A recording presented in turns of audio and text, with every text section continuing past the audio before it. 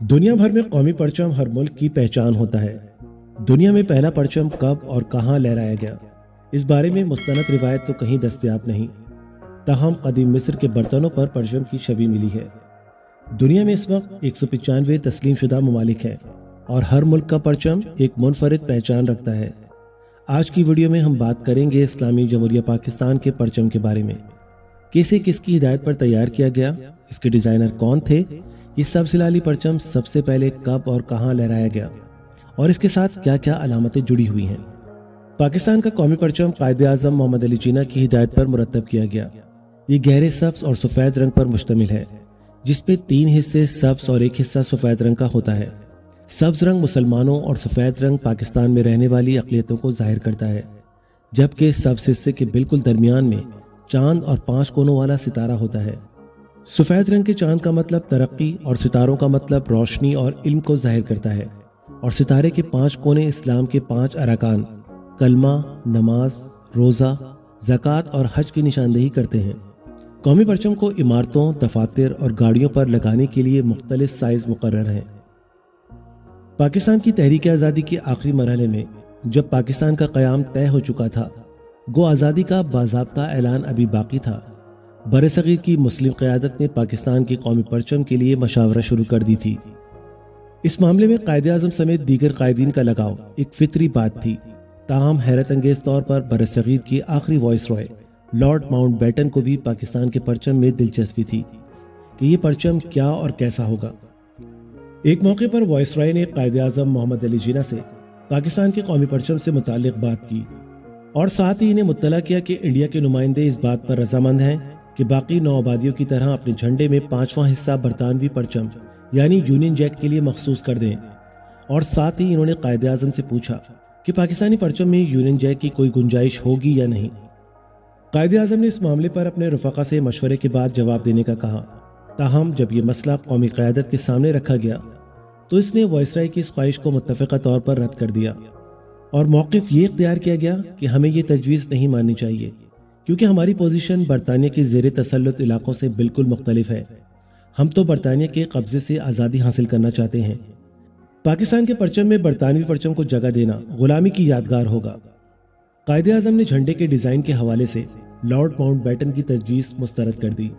कायद-ए-आज़म ने वायसराय को मुत्तला कर दिया कि इंडिया का जो भी रवैया हो, पाकिस्तान किसी भी सूरत में यूनियन जैक को परचम में जगह नहीं देगा।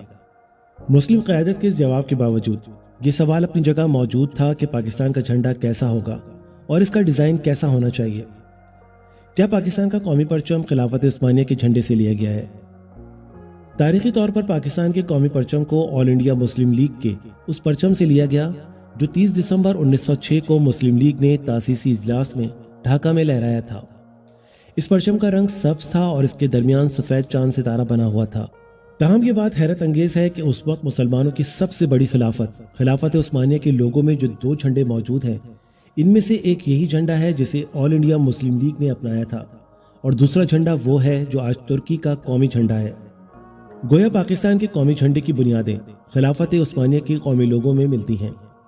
खिलाफत उस्मानिया से इंडिया के मुसलमानों की दिली वाबस्तगी थी, इसीलिए शायद ऑल इंडिया मुस्लिम लीग ने इस झंडे को इसी निस्बत से अपनाया होगा। और तमाम लोग इस बात पर मुत्तफिक थे कि तहरीक पाकिस्तान मुस्लिम लीग के इस चांद सितारे वाले सब्ज परचम तले कामयाब हुई है। बरसगीर के मुसलमान इस परचम से मानूस हैं, लिहाजा इस परचम को ज़रूरी तरमीम के बाद कौमी परचम का दर्जा दिया जाना चाहिए।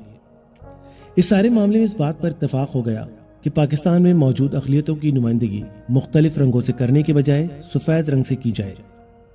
अब सिर्फ ये तय होना बाकी था कि परचम में सफ़ेद रंग किस मकाम पर और किस तनासब से हो। इस मरहले पर वायसराय हिंद ने कायद-ए-आज़म को मशवरा दिया कि नेवी वाले परचम तजवीज़ करने के माहिर होते हैं, इसलिए इन्हें कहा जाए कि पाकिस्तानी नुमाइंदों के फैसलों के मुताबिक परचम तजवीज़ करें। क़याम पाकिस्तान के बाकायदा ऐलान से बहुत पहले वजूद में आने वाले पाकिस्तानी परचम का डिज़ाइन सैयद अमीरुद्दीन कोतवाई को तैयार करने का एजाज़ हासिल हुआ। इस तारीखी कारनामे की अंजामदही में इन्हें अल्लामा इकबाल के देरीना साथी गुलाम भीख नेहरंग और ऑल इंडिया यूथ लीग के बानी अल्लामा रागिब एहसन की मशावरत हासिल थी।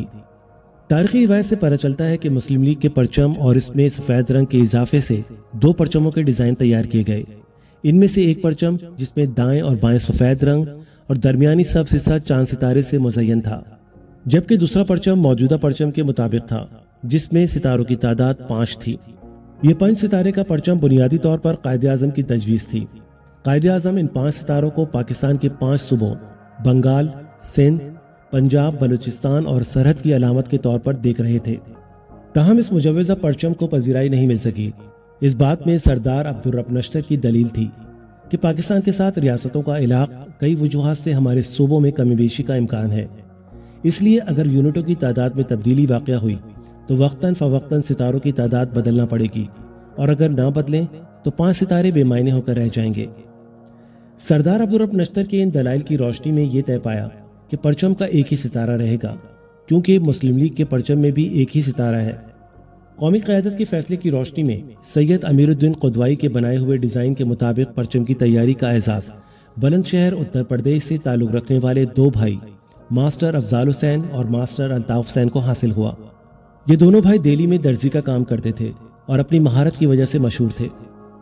پاکستان کی پہلی دستور ساز اسمبلی کا اجلاس 11 اگست 1947 کو قائد اعظم کی صدارت میں منعقد ہوا تو لیاقت علی خان نے قومی پرچم کی قرارداد پیش کی۔ اس موقع پر انہوں نے تقریر کرتے ہوئے فرمایا، کسی قوم کا پرچم محض کپڑے کا ٹکڑا نہیں ہوتا، بلکہ اس کی اہمیت یہ ہے کہ وہ کس کی نمائندگی کرتا ہے۔ میں یہ بات بلا خوف تردید کہہ سکتا ہوں کہ جو پرچم میں نے پیش کیا ہے وہ ان لوگوں کی آزادی، حریت اور مساوات کا ضامن ہے جو اس سے وفاداری کا عہد کرتے ہیں۔ جب جھنڈے پر دستور ساز اسمبلی میں ووٹنگ کرائی گئی تو اسمبلی نے جھنڈے کی اکثریت سے منظوری دے دی اور ایوان تالیوں سے گونج اٹھا۔ قیام پاکستان کے فوری بعد بیرونی دنیا میں پاکستان کا قومی پرچم سب سے پہلے فرانس میں لہرایا گیا۔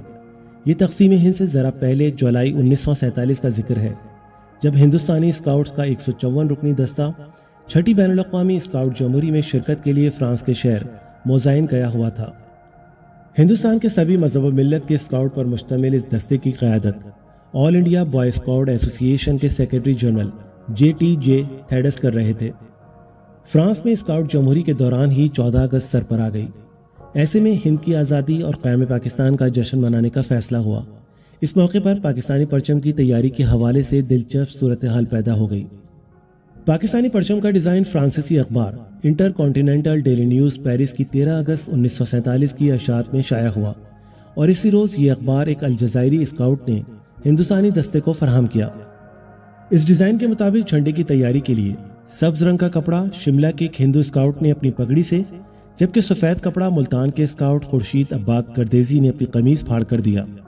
جبکہ اس پرچم کی تیاری میں 2 فرانسیسی گرل اسکاؤٹ مس ایف پولی اور مس جے ڈیلیکوٹ کا تعاون بھی حاصل رہا۔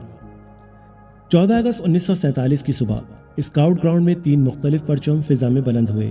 ان میں ایک پاکستان کا، دوسرا انڈیا کا اور تیسرا پرچم اسکاؤٹ کا تھا۔ پاکستانی پرچم لہرانے کا اعزاز مسٹر DM ماتھر کو حاصل ہوا اور انڈیا کا پرچم مسٹر اقبال قریشی نے لہرایا، جبکہ اسکاؤٹ کا پرچم سرفراز رفیقی نے بلند کیا۔ یہ وہی سرفراز رفیقی ہیں جو بعد میں پاک فضائیہ کا حصہ بنے اور اسکواڈرن لیڈر کی حیثیت سے 1965 کی جنگ میں فاتحہ حلوڑا بن کر شہادت سے سرفراز ہوئے۔ اس ویڈیو میں پیش کی جانے والی تاریخی معلومات نے یقیناً آپ کی نالج میں اضافہ کیا ہوگا۔ اگر ایسی ہی معلوماتی ویڈیو آپ دیکھنا چاہتے ہیں تو اپنی رائے کا اظہار کمنٹ سیکشن میں ضرور کریں۔ ویڈیو کو آخر تک دیکھنے کا شکریہ۔